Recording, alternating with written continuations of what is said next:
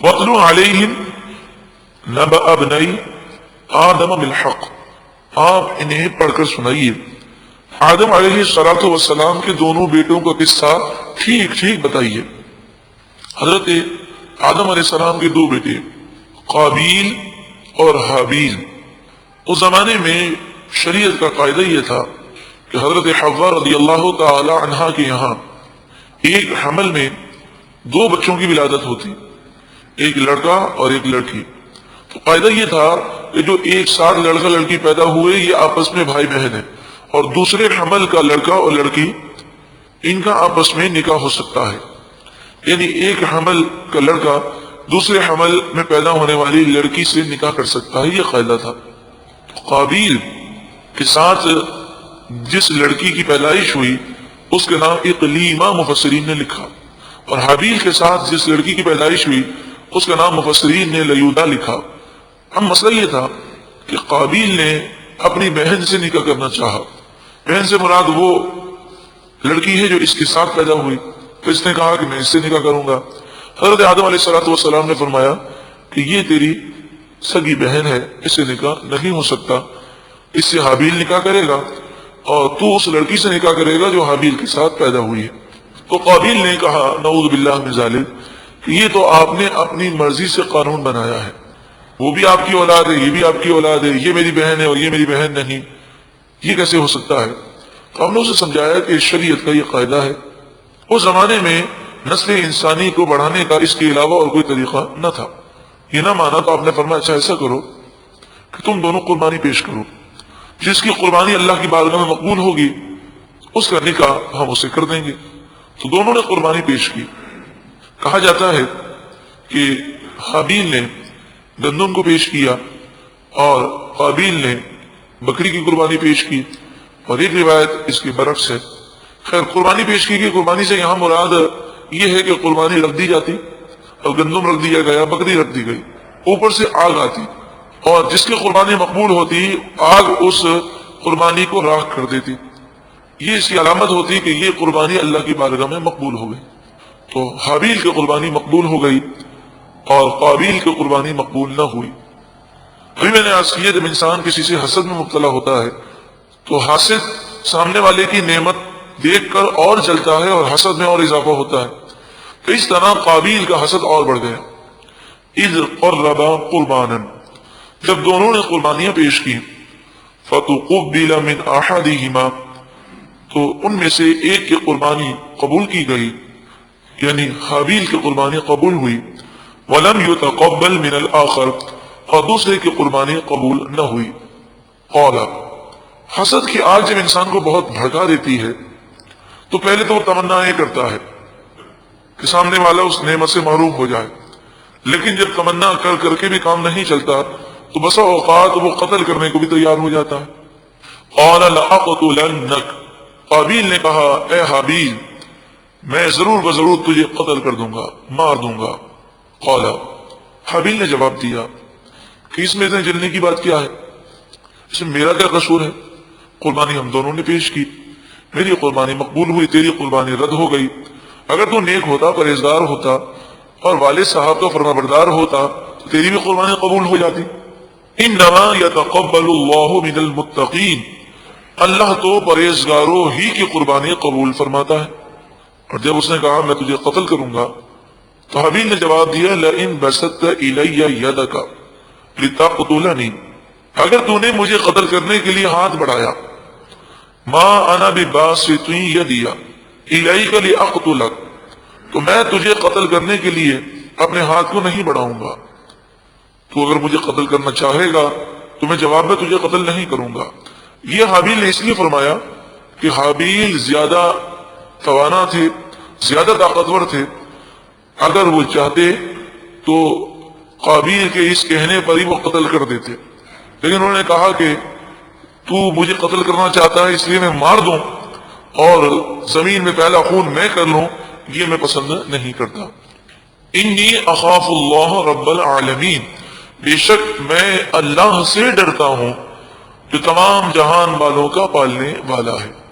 انی ارید ان تبوء باسمی، بے شک میں ارادہ کرتا ہوں کہ کہ میرے قتل کرنے کا گناہ وہ اسمی کا اور تیرا گناہ جو تو نے والد کی نافرمانی اور اللہ کی نافرمانی کر کے کیا، یہ سارے گناہ تجھ ہی پر پڑے. میں یہ چاہتا ہوں اور میں اپنے آپ کو گناہ سے بچانا چاہتا ہوں. فَتَكُونَ مِنْ أَصْحَابِ النَّارِ، تو ایسا کام کرے گا تو جہنمی ہو جائے گا. وَذَلِكَ جَزَاءُ الظَّالِمِينَ، اور یہی ظالموں کی سزا ہے. اب قابیل تو کہہ چکا تھا حضرت حابیل کو کہ میں آپ کو قتل کروں گا. وہ چاہتے تو اس اقدام سے پہلے ہی اسے قتل کر دیتے، لیکن آپ نے ایسا نہ کیا. قابیل موقع کی تلاش میں رہا.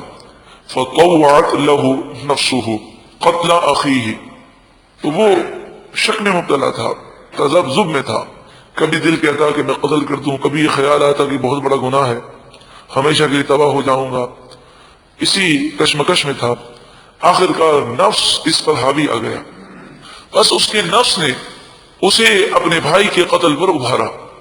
موقع تلاش کرتا رہا. حضرت آدم علیہ السلام حج کے لیے روانہ ہوئے تو اس نے پیچھے سے حضرت حابیل کو قتل کیا، شہید کیا. ایسے کیا کہ ایک بھاری پتھر سے آپ سو رہے تھے تو آپ کا سر کچل دیا. فَقَتَلَهُ، پس قابیل نے حضرت حابیل کو شہید کر دیا، قتل کر دیا. فَأَصْبَحَ مِنَ الْخَاسِرِينَ، پس وہ نقصان اٹھانے والوں میں سے ہو گیا. اب قتل تو کر دیا، پھر یہ چاہتا تھا کہ حضرت آدم علیہ السلام جب واپس آئیں تو یہ کہہ سکے کہ پتہ نہیں اس کا سر کس نے کچل دیا، کیسے مر گیا. لیکن پھر خیال آیا یہ کہنے سے بھی کام نہیں چلے گا. تو یہ سوچ کر اس نے یہ سوچا کہ میں حضرت حابیل کی لاش کو کہیں چھپا دوں اور ایسی جگہ چھپا دوں کہ آدم علیہ السلام کو وہ لاش نہ ملے، اور میں یہ کہہ دوں گا کہ پتہ نہیں کہاں چلا گیا. اب لاش کیسے چھپائے؟ کبھی درخت کے نیچے رکھتا، کبھی پہاڑ کے پیچھے رکھتا، کبھی غار میں رکھتا. ہاتھوں پر یہی خیال آتا کہ آدم علیہ السلام تو جان لیں گے. اب چونکہ حضرت حابیل جو ہے اللہ کے نیک بندے، تو آپ کا جسم 1 سال تک اس کی پیٹھ پر رہا اور محفوظ رہا، جسم کو کوئی خرابی نہ ہوئی. یہ 1 سال تک پیٹھ پر لے کر گھومتا رہا، کبھی یہاں رکھتا کبھی وہاں رکھتا. فَبَعَثَ اللَّهُ غُرَابًا، اب چونکہ یہ پہلا قتل تھا، اب یہ بظاہر بات تو بہت آسان سی ہے کہ گڑھا کھود کر اس لاش کو ڈال دیا جائے، لیکن آپ جانتے ہیں آسان سی بات بھی کوئی آدمی نے نہ دیکھی ہو تو بسا اوقات ذہن کام نہیں کرتا. اور ویسے بھی انسان جب گناہ کرتا ہے تو اس کی عقل ختم ہو جاتی ہے. فَبَعَثَ اللَّهُ غُرَابًا، بس اللہ نے غراب کو، کوے کو بھیجا. يَبْحَثُ فِي الْأَرْضِ، کوہ زمین کو کریدنے لگا. اور معاملہ اس طرح ہے کہ 2 کووں کی لڑائی ہوئی، ایک کوے نے دوسرے کوے کو مار دیا، پہلے زخمی کیا پھر وہ مر گیا. پھر اس نے گڑھے کو کھودا اور اپنی چونچ سے گڑھے کو کھودنے کے بعد اس کوے کو گڑھے میں ڈال کر اس کے اوپر مٹی ڈال دی. لِيُرِيَهُ، یہ کوہ اللہ نے اس لیے بھیجا تاکہ یہ کوہ قابیل کو دکھائے کیف یواری سوءۃ اخیہ، کیسے وہ اپنے بھائی کی لاش کو چھپائے. قال، جب اس نے منظر دیکھا تو کہا رہے یہ تو اتنا آسان کام تھا، میں بلا وجہ 1 سال تک خوار پھرتا رہا. یا ویلتا، ہائے افسوس، اعجزت ان اکون مثل هذا الغراب فاواری سوءۃ اخی، میں تو اس کوے سے بھی عاجز اور نادان ہوں کہ اپنے بھائی کی لاش کیسے چھپاؤں، مجھے معلوم ہی نہ تھا. فاصبح من النادمین، پس وہ شرمندہ ہو گیا. یہ شرمندگی قتل پہ نہ تھی بلکہ قتل کے بعد اس مشقت اٹھانے پر تھی. پھر قابیل کے پاس شیطان آیا اور شیطان نے کہا دیکھو حضرت حابیل کی قربانی کو آگ نے اس لیے اٹھا لیا تھا کہ حضرت حابیل آگ کی پوجا کیا کرتے تھے، نعوذ باللہ من ذالک. تو پھر قابیل آگ کی پوجا میں مبتلا ہو گیا اور اس طرح یہ ایمان سے محروم ہو گیا. تو نبی علیہ السلام کی بے ادبی، اللہ کی نافرمانی، حسد اور قتل نے، ان گناہوں نے اسے تباہ کر دیا. لیکن اگر ہم دیکھیں ان تمام گناہوں کی جو جڑ ہے وہ حسد ہے، کہ حسد کی وجہ سے ہی اس نے اللہ کی نافرمانی کی، حسد کی وجہ سے آدم علیہ السلام کی توہین کی، حسد کی وجہ سے قتل کیا، اور پھر اسی حسد نے اسے اتنا دین سے دور کر دیا کہ یہ آگ کا پجاری بن گیا. تو حسد ام الامراض ہے، بے شمار برائیوں کی جڑ ہے. اللہ تعالی ہمارے سینوں کو مسلمانوں کے حسد سے محفوظ فرمائے اور سینوں کو پاک فرما دے۔ من اجل ذالک، اسی وجہ سے کتبنا علی بنی اسرائیل، ہم نے بنی اسرائیل پر فرض کیا، انہ من قتل نفسا بغیر نفس، کہ جو کوئی کسی جان کو ناجائز قتل کرے، او فساد فی الارض، ایک ایسے شخص کو قتل کرے جس نے زمین میں فساد بھی نہیں کیا، فکأنما قتل الناس جميعا، پس گویا کہ اس نے ساری انسانیت کو قتل کیا، ومن احیاها، اور جس نے کسی جان کو زندہ کر دیا یعنی بچا لیا، فکأنما احیا الناس جميعا، تو گویا کہ اس نے تمام انسانوں کو زندہ کر دیا۔